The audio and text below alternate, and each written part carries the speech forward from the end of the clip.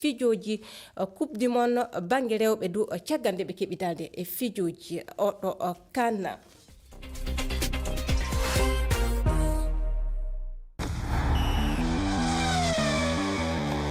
Coftel ɓalimin.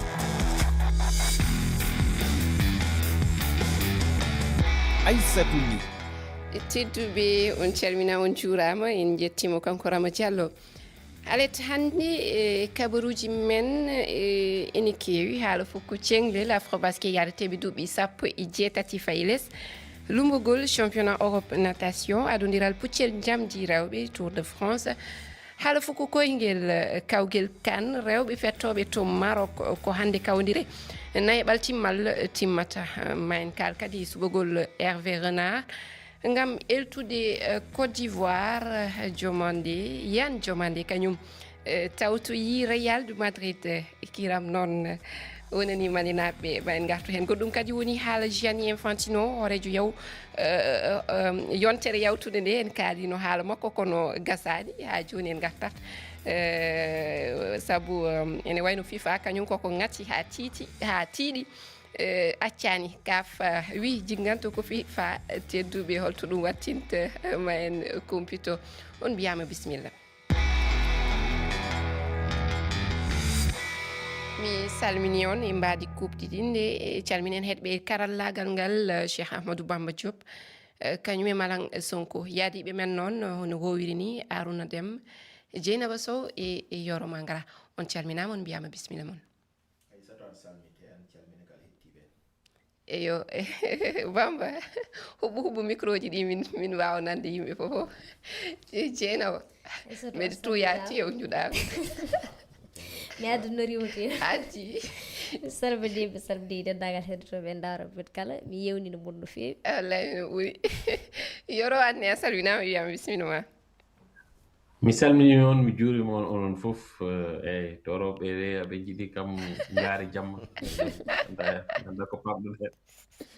i wona gonga o yeehi maggal o waɗi toon yontere ha diwi yontere omo ñawti o acci min ga hen ay mbuɗa lacciri kawkel kan rewɓe fettoɓe to Maroc tawol nayaɓal timmal fuɗɗima guila hanki ene jokki oɗo saaha noon Cameroun e Nigéria ene goni fiidude mi anda so tawi Yoro aɗa darana min ko an wowi darande min hande a daari walla a darani holtoɓe jaari mais bon ene wayno 0-0 Cameroun nannani goɗel Cameroun nanni 1-0 mi juum eyo gotel e ɓolu wonande Cameroun de elle ene darti ha tiiɗi hande Nigéria kam heptinaka hikka de ene wayno ardani kamɓe goni ɓe keeɓi desewal kawgel kan rewɓe fettoɓe laawi 10 mbeɗe sikki somi fuuƴaka Cameroun kañum koko waɗa repêché jogorano tawede saabu kawdiral ngal limore diɗɗe tawteɗe ɗum koko ɓeyda ko ɗum waɗi ɗum tawede jeeyede kawgel ngel kono ene wayno eɓe darni koyɗe Nigéria kañum hikka no wayno no manque heɓtinede sa ƴeewi hakkude mabɓe e Malawi tan leydi ndi ganduɗa hikka kañum woni bettere nde ko wiyete ko surprise kañum folnoɓe e guɓɓe ɗe henna tati ɗiɗi kono noon kippe moɗo kam kippe moɗo tan wonata kadi kamɓe jogadeɓe desewal ngal e kamɓe wondeɓe kippe mo ganduɗa kañum ɓuuri daride to banggue rewɓe e Afrique ɗum ɗon kadi no wawi notade kono noon hakkude mabɓe e Cameroun kam ene wawi musde seeɗa saabu kamɓe ɗiɗi fof koɓe kippuji mawɗi hande kam en daara tan hollo jogorɗo yaade fayi toon to demi final uji ɗi kono Nigéria kam en mbawa wiide tan yarata gasirta walla mayirta noon tan no wawi filñitade e oɗo sahani en ma aɗa ɗamini Nigéria jeeye nayo taweteɓe kawguel banggal adunaru rewɓe fettoɓe saabu mbeɗe sikki kala jettiɗo demi final ɗiɗaɓal timmal ma jeeye taweteɓe kawguel manguel adunaru fof koyngel rewɓe waɗata koto Brésil hitande arore ujunaji 2027 a haali joni haala Malawi yamɗe nogas maɓe kawdir e Ghana ko ngal kawdira woni sakkitingal hande e ñalawma walla e dawal nayaɓal timmal Malawi kañum ne ngol woni aranol mum kono ene wayno kañum ene darni koyɗe hikka kay mataw ko leyɗele Afrique hirnangue leyɗe men ɗe goni ɗe dardani koyɗe ko wayno Sénégal ko nandi hen yo Aruna an e yoro holko kalɗon hen? eyyi ko jiiɗen woni hono mbiruɗani leyɗele banggue Afrique de l'Ouest o hikka jahani to wotti so wona Nigéria ala keddiɗo hen yimɓe ne panno hen no wayno Sénégal ni Sénégal noon woto sikki tan ñande Algérie fiiɓe nde hande en ɓe ndendini bagaseje mabɓe seeɗa sabu caggal ɗum koɓe mbaɗi fof ala nafi hay sinno ɓe pertani contre oye gonɗo Maroc sa yi Algérie hande yeehi ha wato yima no wawi ni hawde par ce que jeeya hoye équipe aji ɓurdi fewnitade hikka Algérie eyo kawdiral mabɓe hanki e Côte d'Ivoire on jiino way kamɓe liɓi Côte d'Ivoire Côte d'Ivoire adino loggude ɓe guittigol loggol ha ɓe batti loggol gongol woni ɗiɗi e gotel kamɓe ne hikka eɓe dartini koyeɗe eɓe darti kamɓe eɓe darti Maroc mi haalino ɗum ɗo mbi wi noon Maroc so yaltima wottoy ayi to tolni yaltini Afrique du Sud jaggano hoye pour ɓe darade banggue rewɓe ɓe hande noon heddi Nigéria e banggue men ga henne e Ghana noon so wawi rento Malawi sabu Malawi sawi gayenti ɗo mañinaro e mawnirado hande hikka ɓe garanani maire ala hoɓe fewnitiɓe sabu mi hettima eltoɓe o ñande nde ɓe kawi nde wi duuɓi ɗiɗi na woni hen kan oyoto rawan jawtuɗo o par ce que sa yi kanuji fermire koko reggodiri wata rawane waɗi hikka sabu rawande e fonno wadde ɓe dañano leydi adde jabde wadde ɗum ɓe mbaɗoyi Maroc hikka haade ɓe dutti Maroc ɗum addi waɗodiri seeɗa kanko noon o yaha gila nden o darinoɗo sabu hikka o paari bete koɓe yiɗɓe yaade coupe du monde yaade coupe du monde o jeereɓe nayyi wattiniɓe kibaji garanoɗi fof ɗum jinno banggue ka kopporeje sa yeehi ma dañ kalis mo ganduɗa ma dañ liggorira e duuɓi ko ɓeydami kalis ma kaf tottat ma woni kono sa yeehi coupe du monde ham kalis na heewi no ardata e banggue worɓe heeni noon ardata ɗum noon no wawi wallidde may bete football banggue rewɓe ma daro e leydi ma ɓe jahani ɓe tan kañumen jogui nimsa min garto e haala kawguel kan rewɓe fettoɓe ɓe jokkitade ƴewde holto Cameroun e Nigéria battini kono en jawtati toɓɓere wonde woni haala Hervé Renard hande ko kabar fukko koyngel kono ɗo joni ko worɓe ɓe to Afrique du Sud haade en jeyade Côte d'Ivoire eltowo kiɗɗo eltowo keso heɓa walla mbiyan kiɗɗo artira Pitso Mosimane omo anda noon saabu o yelti Mamelodi Sundowns o heeɓi toon DSW laawi kono wayno noon ene wayno artirde eltoɓe hiɗɓe koko joli oɗo saaha saabu to Côte d'Ivoire ne Hervé Renard kañum ne artirama gam lomtade Emerse Faé duuɓi 12 caggal ko eltuno Côte d'Ivoire tedduɓe gaddi hen jiyanɗe mumen e sumgo makko keɗoɗen garten sentalɗo e Côte d'Ivoire no Hervé Renard warugo makko leydi Côte d'Ivoire ɗo ko weltare mawɗo wonani ɓe leydi Côte d'Ivoire fof silluma ñande Emerse Faé a golle muɗum gasi ko ñandem ɗum wono ɓiɓɓe leydi Côte d'Ivoire ɓe fof puɗɗi wadde réclamé ɗo Hervé Renard oɗo neɗɗo anduɗo ɗum kippumo Côte d'Ivoire o damini o waɗanɗo golle paydinde o fotani arde ɓe pono o puttan ko Ivoirien o wona ɗon so ɗum kanko Coupe d'Afrique no ƴettinde adan hambo o yettuno ko Zambie o ari o ƴetti o yeehi Arabie Saoudite o yeehi hay Coupe du monde kono ko premier tour o jooɗi oɗo joni entraîneur Ivoirien on ari nde d'Afrique nde o tawi Côte d'Ivoire ne maayi kay ha mburɓi hay o ari o wurtini ɗum ƴettu coupe o yeehi kadi ha Coupe du monde o yeehi kadi ha 8e final fo waɗi vraiment pono hay hokkude mo chance en coynaki Hervé Renard waɗat hunde mawde Côte d'Ivoire Emerse Faé o guittaɗo hay ko waɗi ko tan en cikkani Hervé Renard wawi wat goɗɗum par ce que ɗi duuɓi batte ndi en jii Hervé Renard équipe aji ɗi rewi fof ala hen ɗo dari ala hen kadi ɗo waɗi hunde Hervé Renard en ma waktu mo tolniɗen e heewani ko wawi addan Côte d'Ivoire président ji fédération ngaji Afrique ɓe keññi so tawi a addi Hervé Renard gommiɗo e défaite hakkude Japon e Tunisie hakkude Pays-Bas e Tunisie a itti Emerse Faé batte défaite hakkude mum e Norvège awa panɗon tan Emerse Faé par ce que jii guel ɗo kawguel adunaɗo Belgique fooli Sénégal Pape Thiaw riwama Belgique fooli dawlaji Mauricio Pochettino waɗi contrat mum ha 2030 Norvège fooli Côte d'Ivoire Emerse Faé riwama Norvège fooli Brésil Carlos Ancelotti contrat mum ɓeydama ha 2030 fédération ngaji Afrique eɓe manque muñal guelto wona tan heeɓi défaite riwe ala fof hokkede sens jiyanɗe ɗe waɗi fayida ɓe mi jettama e heɗugol mabɓe lobbol en kaaliɗo haala Hervé Renard yontere yawtune mbino ɗon noon kon cikkani o suuɓe anda so yormi anda Aruna holko mbinoɗa min mbinomi ko maw suɓe mbinoɗa ko maw suɓe min ɓurnomi yiide oyno wiyeten haade Yaya Touré eyo haali haala gartirgol makko suɓede makko ɗo Côte d'Ivoire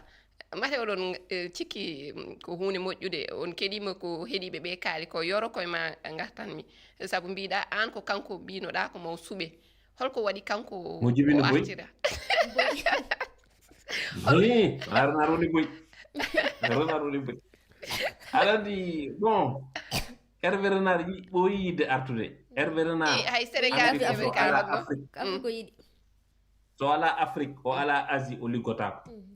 ɓaade France ɗo kam hay goto ƴettatama no yiɗi wiide mo elta ɗo no ɓemi ko ƴettu rewɓe ɗo saɗa yiɗi ƴettata joɗɗa eyyi kono ɗo wona équipe football équipe nationale wona club Ligue 1 wona club Ligue 2 o wawi tan ko liggade Afrique walla Asie omo funta ɓareɓe omo ñama kalis mumen wadde an cikkuɗa o nawata diddal Côte d'Ivoire to woɗɗi won wiɓe eɓe ponno accude MS faye e jonde muɗum anda so tawi maw nawɓe to woɗɗi par ce que min nangumi ko leyɗele waɗe no Sénégal waɗe no Côte d'Ivoire aɓe jogui fettoɓe mawɓe hande Afrique soɓe jeehi ko wiyete Coupe d'Afrique soɓe ƴettani coupe o maɓe goɗɗoy ɓaade ɓe jogui fettoɓe mawɓe wona Hervé Renard waɗata ɓe gaño wona Pape Thiaw waɗata ɓe gaño ko fettoɓe maɓɓe mawni kono soɓe jeehi aduna to ganduɗa ko eltoɓe mawɓe goni toon Arabie Saoudite o riwama o arti o riwama o ari oɗo yejjir Hervé Renard o hokki laawi o heeɓi desewal kan laawi ɗiɗi omo jogui gandal de Zambie gandal ngal Afrique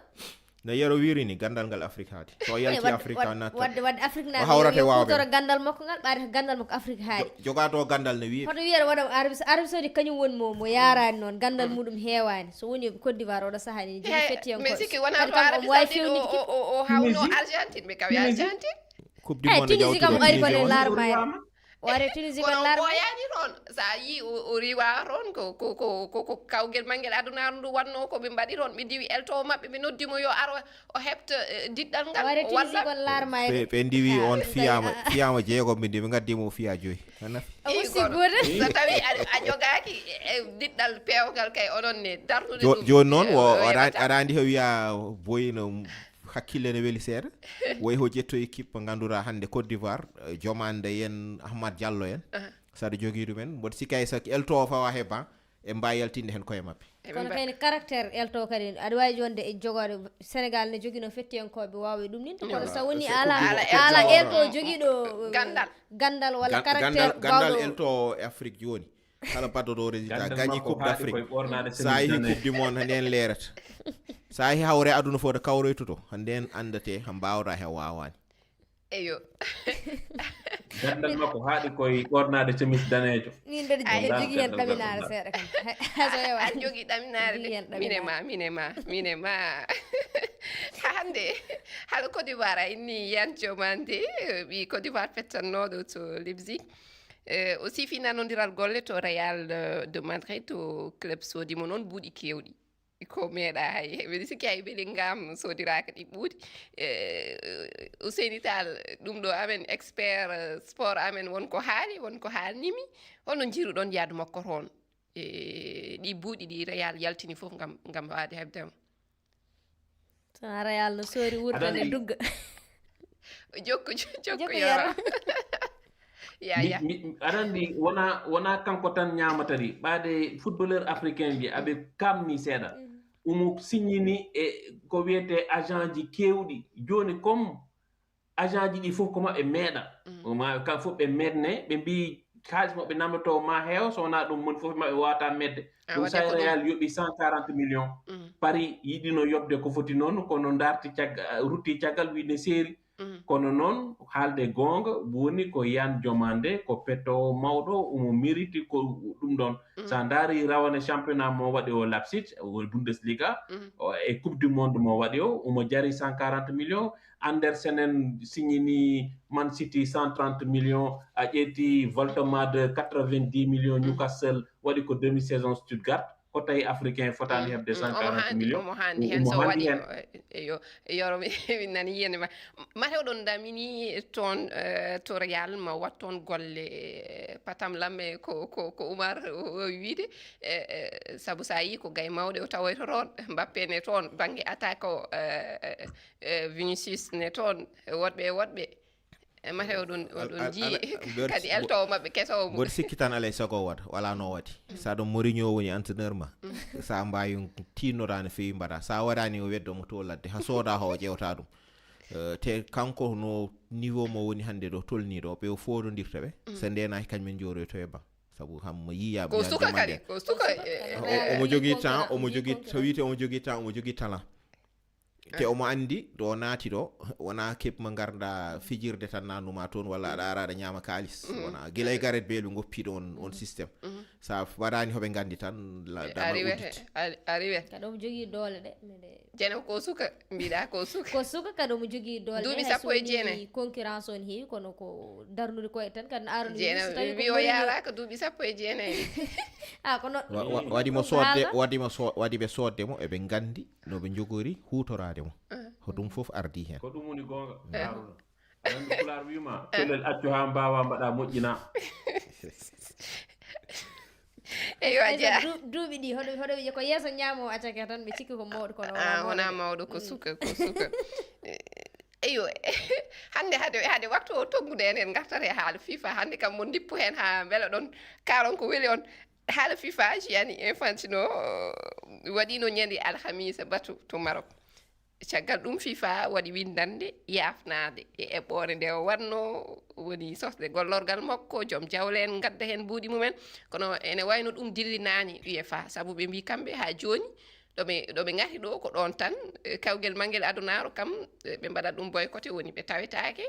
ewa ɓe gandini ɓe natti hoolade golle Gianni Infantino e yeeso FIFA holto ɗum wattinta mate kadi ko FIFA haali ko wona gonga sabu ɓe mbi kanko Gianni Infantino ene wayno tan ko yimɓe pewjidi tan jiɗi hankadi sertude makko walla ittudemo toon e jonde makko e yeeso FIFA sabu windande waɗama mbiɗa sikki ñande aljuma walla wiya nde saaha nde o ardi UEFA jiibu jawdi omo tumino jiibu jawdi holno jiiruɗon alhaali o aɗa andi tubakoɓe so ɓe jiiɗima ittude ɗo ɓe joɗimo ko ittude ɓaade ɓe jiɗa ɓe natti yidde mo no ɓe jiɗno haɓade Platini ɓe kaɓɓimo Platini ɓe gaddimo hande o ɓe kastimo ɓe natti yidde mo ɓaade o woni koye bonnude football maɓe jaltinanno fofof ɓaade fofof makko aɓe jogino aɓe pawi hen koyɗe maɓɓe koɓe jaltini ko heccanki ɗo ɓe mbi hakkude makko e suka debbo o tottimo haalis ko wonata 1 million d'euros pour yo suka debbo yaa ɗiɗon fof aɓe jogino ɗum ma goɗɗum e goɗɗum ɓaade hande koɓe kastuɗomo aɗa andi ko pular ko wiyata ko yimɓe ɗiɗo so kastodiri hay goto wawani haydara ɓe gonta deddude mbajju hay goto wawa hetede kanko no weɓani jingande de jeyno a yejjit ka ko kanko jinganta feddema Afrique ko kanko jinganta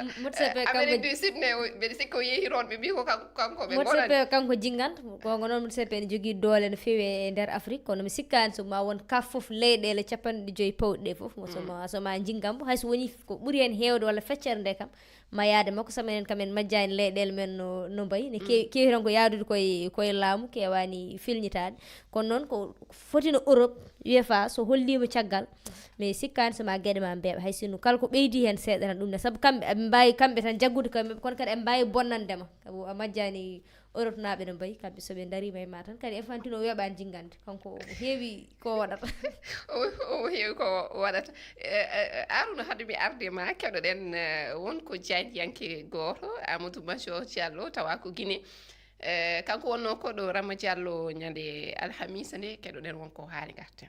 ka leyɗe Afrique ɗo o laamiɗo men ɗo Motsepe e ƴetti feere fi muɗum kanko ko ɗon wonata o susata haalde e hunde en holli tigi tigi on en ala doole moƴƴa ko FIFA woni baba kas ko FIFA on ñamminta kas on kañum kala haray ko nayi to mbuuɗi ɓe deɗɗe hok ɓa haray en ƴettanaani hoore men peewe no heɓira men hoore men mbuuɗi on hay kan on hay coupe d'Afrique men on ɓe battanayi lay muɗum moƴƴa kono UEFA on kamɓe ɓe habboraaki FIFA on ko ɗuuri ko tawde ko FIFA on kamɓe habbori ɓe si ɓe inni tun ɓe tawaaka o nden FIFA on maapoto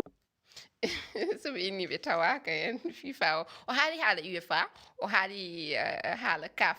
UEFA kañum jeyi hoore muɗum kono ene wayno CAF kañum jeeya hoore muɗum CAF jeeya hoore mum FIFA jeeyi CAF sabu ardinaaɓe pelle fédération ji gonɗi ga e Afrique ɗi kamɓe fof de FIFA fiyaari junngo mum feɗenowi paye toon fof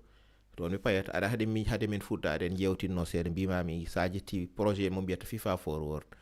woni mo FIFA addeta kalis na wallita fédération ji gonɗe e leyɗele aduna ɗi fof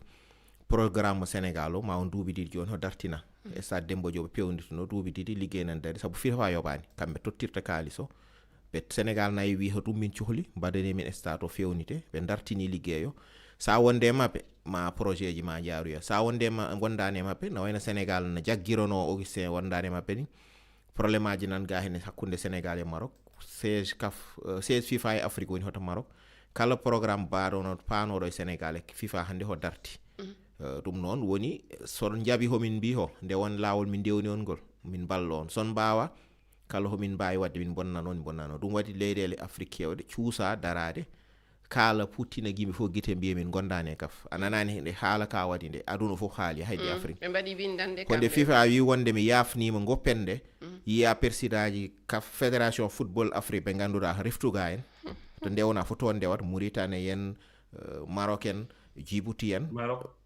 jalti gone wiide wonde kañumen hande hay Égypte woni bettere aduna fetti hewɓe sabu Égypte he leydi salotodi wonno dewi caggal gone wiide min jabani FIFA wi ho yafnima jaafoten ɓe UEFA noon hande ko mbiɗa ho hakkunde mabɓe FIFA woni hono yero wirini hoɓe mortal combat ɓe jiidi ko warde Infantino kala ɗon mbawi wadde so ɓe jaltinima hollom totoɗon mate hande ene débat ho toon woni sabu candidat ji ngala taw ay doɓe goni ɗo ɓene mbiya gonɗo président Amérique du Nord o ne rendini leyɗele 34 toon ɓen on ɓe jiiɗi gembude yaha ha boya e Infantino sa watti en capanɗe joyojoyde UEFA ɗe soɓe dañi seere Asie sabu Asie fof wondani e Infantino hande Qatar en gondi hoye makko kono sa yi leydi wande Jordanie ni mbi ko gondani e makko leyɗele gote nan toon Amérique du Sud ɓe jahori wondi hoye mabɓe Argentine wondi hoye mabɓe kañum goto haali moni fo nana lima ala moni fo nana lima wonduɓe mum Afrique CAF haali kono leyɗele ɗe kalani leyɗele kalde ɗe timman taw sappo leyɗele président men goni conseil FIFA ɓe haɓen kaali leyɗele jeegomo gonde FIFA conseil FIFA ɓe haɓen kaali kono leyɗele capanɗe joyi presque walla capannayyi dewde keddiɗe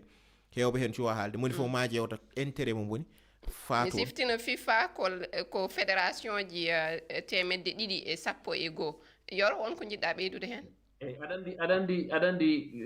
UEFA yiɗi ni ardinde ko ECA gardiɗo ECA woni Nasser El Khelaïfi président Paris Saint-Germain mo jogui kalis safaloɓe nden caggal makko so heeɓi Union européenne c'est à dire UEFA so woni caggal makko